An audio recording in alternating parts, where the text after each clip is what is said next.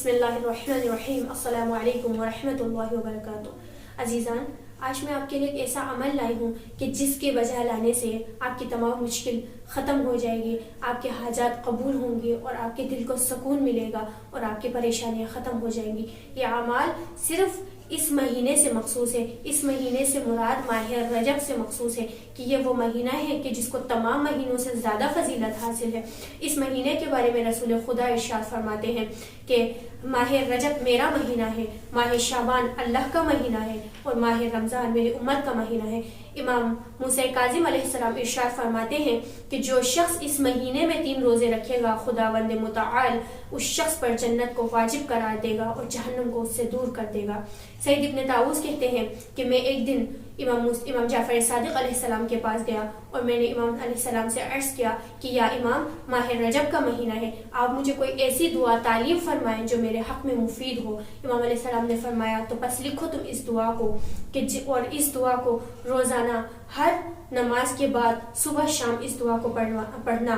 یہ دعا یہ ہے کہ بسم اللہ الرحمن الرحیم یا من ارجوہ لکل خیر وآمن سخطہ عند کل شر یا من یعطی الکثیر بالقلیل یا من یعطی من سألہ ویا من یعطی من لم یسألہ ومن لم یعرفہ تحننا منہ ورحمت اعطینی بمسألت ایاک جمیع خیر الدنیا وجمیع خیر الآخرہ واصرف عنی بمسألت ایاک جمیع شر الدنیا وشر الآخرہ فإنہ غیر منقوص ما اعطیت وزدنی من فضلک یا کریم یا ذا الجلال والاکرام یا ذا النعماء والجود یا ذا المن والطول حرم شیبتی علی۔ یہ وہی دعا ہے کہ جس کی تعلیم امام جعفر صادق علیہ السلام نے دی تھی۔ اس دعا کو ہمیں بھی چاہیے کہ اس دعا کو ہم اپنے ہر نماز کے بعد پڑھیں تاکہ ہماری بھی مشکل دور ہو جائے اور ہماری بھی حاجات خداوند متعال کی بارگاہ میں قبول ہو۔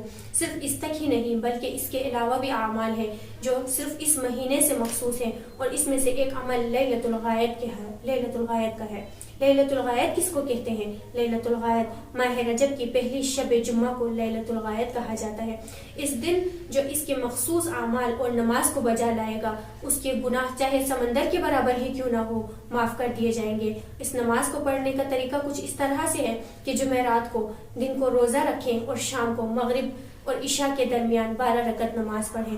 12 رکعت نماز پڑھنے کا طریقہ کچھ اس طرح سے ہے کہ ہر نماز میں سورہ حمد کے بعد سورہ قدر یعنی انا انزلنا اور 3 مرتبہ، اور اس کے بعد سورہ توحید کو 12 مرتبہ پڑھنا ہے اور اس کے بعد سلام پڑھنا ہے۔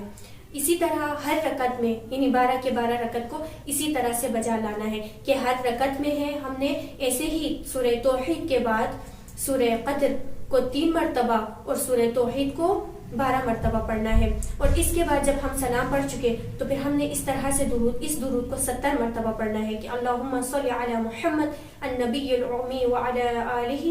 اس کے بعد ہم نے سجدے میں جانا ہے اور سجدے میں 70 مرتبہ اس دعا کو پڑھنا ہے، سبوح قدوس رب الملائکۃ والروح۔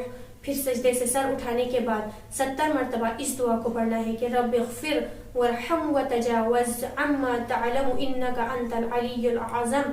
پھر ہم نے دوبارہ سجدے میں جانا ہے اور 70 مرتبہ اس دعا کو پڑھنا ہے، سبوح قدوس ورب الملائکۃ والروح 70 مرتبہ۔